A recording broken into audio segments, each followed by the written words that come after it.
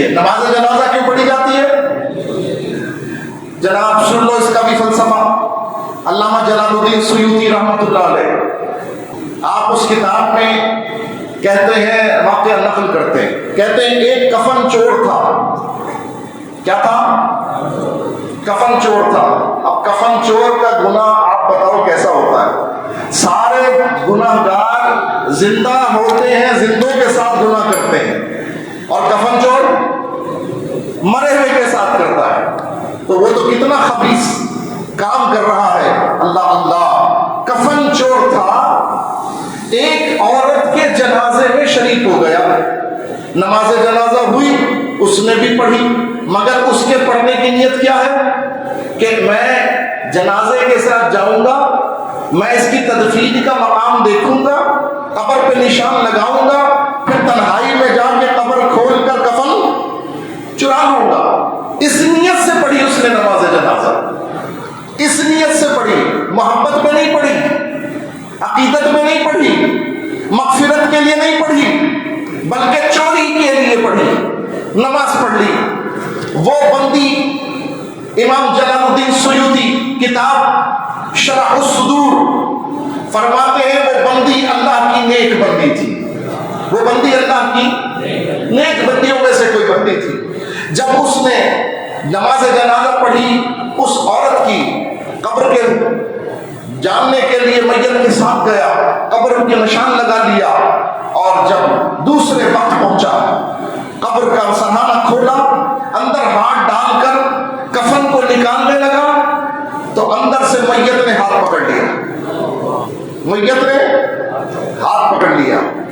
آپ کے ساتھ خدا نخواستہ ایسا ہو جائے، اللہ نہ کرے کہ ہم کفن چور ہوں، اللہ نہ کرے، اللہ ہمیں محفوظ رکھے، لیکن چلو کسی سبب سے قبر کھلے، کوئی چیز بھول گئے، کسی کا کوئی قیمتی چیز رہ گئی، اس کے لیے قبر ابھی بند کی تھی دوبارہ کھول دی اور ہاتھ ڈالا، اور اگر میت نے پکڑ لیا تو اگلی نماز جنازہ کس کی ہوگی؟ اگلی قبر ہاتھ جس کا پکڑا ہے اس کی تو ضرور ہوگی، ایسے یہ ہے۔ ارے ہمارے یہاں تو میت سے اتنا ڈرتے ہیں کہ غسل کرنے میں دیکھو نہیں جاتے،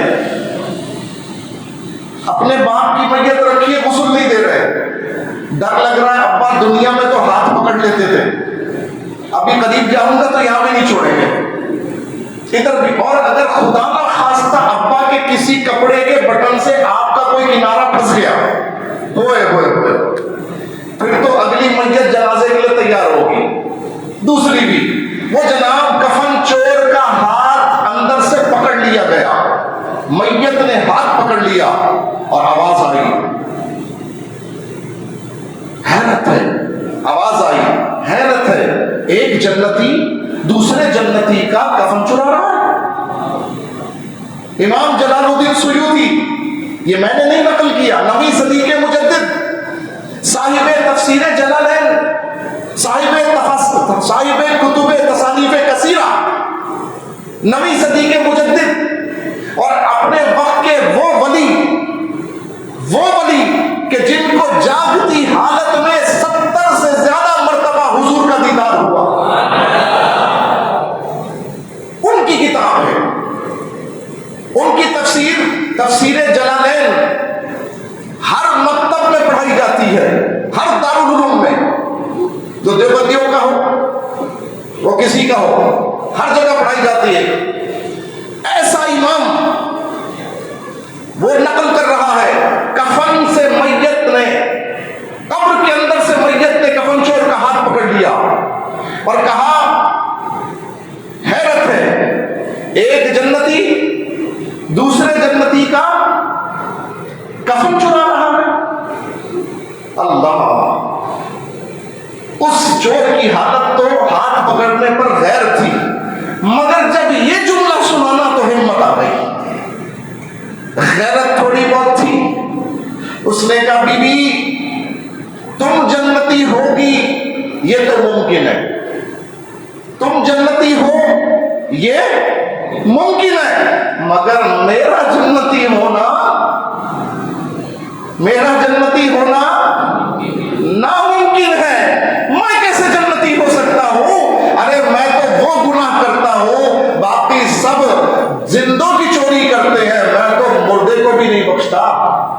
میری کیسے مغفرت ہو جائے گی؟ تو جواب آیا، اے بندے، اللہ بڑا غفور الرحیم ہے، اللہ بڑا بے نیاز ہے، اللہ کی شان بڑی عرفہ و اعلیٰ ہے، سبحان اللہ، اس کی شان ہے جسے بخشنے پر آئے، اسے اس کی شان ہے۔ اچھا، اس کفن چور نے کہا میں تو نیک نہیں، مگر تو نیک ہو سکتی ہے۔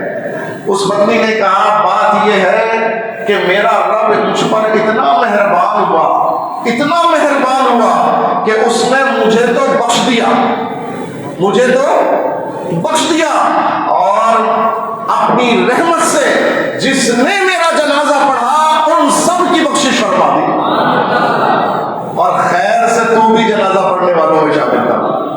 حالانکہ نیت خیر کی نہیں تھی، مگر رب کریم نے اس مجمع پہ جو اس کی رحمت برس رہی تھی اس سے گناہگار کو بھی محروم نہیں کیا۔ اللہ اکبر۔ عزیزان محترم، ہر ایک کا دنیا سے جانا بھی ایک جیسا نہیں ہے۔